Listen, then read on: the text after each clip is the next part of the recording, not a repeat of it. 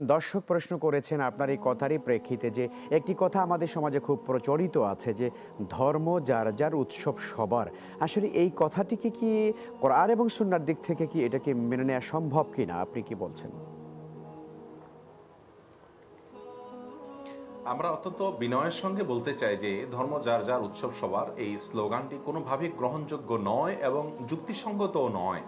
তার কারণ হলো, আমরা একটু আগেই বলেছি যে উৎসবটা যখন ধর্মীয় হয় তখন ধর্মকে সে উৎসব থেকে আলাদা করার কোনো সুযোগ থাকে না। উৎসবটা যদি রাষ্ট্রীয় হয় তাহলে রাষ্ট্রকে সে উৎসব থেকে পৃথক করা যায় না। ধরুন, পাকিস্তানের জাতীয় দিবস অথবা আমাদের জাতীয় দিবসে পাকিস্তানিরা এসে আমাদের সঙ্গে যোগ দিবে না, কোনোদিন দিবে না, দেওয়া সম্ভব নয়। কেউ যদি বলে যে উৎসব যার যার অংশগ্রহণ সবারই করা উচিত, তাহলে এই যুক্তি কিন্তু এখানে খাটবে না। আমরা প্রত্যেকটা ক্ষেত্রে নিজের এবং অন্যের এই কথাটা বুঝি। আমার স্ত্রী, আমার সন্তান, আমার সম্পদ, আমার অ্যাসেট, এগুলো আমার।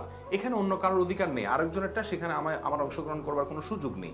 এই জিনিসগুলো আমরা খুব পরিষ্কার করে বুঝি। রাষ্ট্রের ক্ষেত্রে, রাজনৈতিক সংস্কৃতির ক্ষেত্রে আমরা এগুলো পরিষ্কারভাবে বুঝি।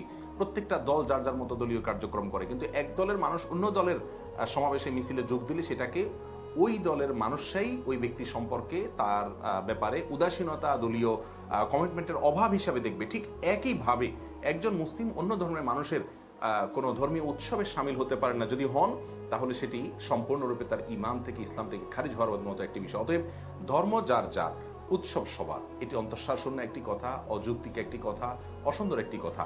ধর্ম যখন, উৎসব যখন ধর্মীয়ই হবে তখন সেখানে সেটাও একটা ইবাদত। যেমন আমরা ইসলামের ক্ষেত্রে বলি কোরবানি করা, এটি একটি ইবাদত। অতএব আমাদের কোরবানিতে অন্য ধরনের মানুষকে আমরা আহ্বান করতে পারি না। যেখানে হিন্দুদের এখানে কনসার্ন রয়েছে, তাদের এখানে বিশ্বাসের জায়গা থেকে কখনো তারা এটা মেনে নিতে পারেন না। অতএব কোনো হিন্দু ভাইকে যদি আমি আহ্বান করি আসুন কোরবানির গোশতে আপনি শরীক হন, তাহলে অবশ্যই এটা তার জন্য অপমানের বিষয় হবে, কষ্টের বিষয় হবে, এটা উচিত হবে না। জি, আপনি যথার্থই বলেছেন এবং এটার ভেতরেই আমাদের আসলে স্বাতন্ত্র্য রয়েছে। প্রত্যেকটি ধর্মের আলাদা আলাদা স্বাতন্ত্র্য বৈশিষ্ট্য রয়েছে এবং এটার ভিতর দিয়ে আসলে প্রকৃত সৌন্দর্য ফুটে ওঠে।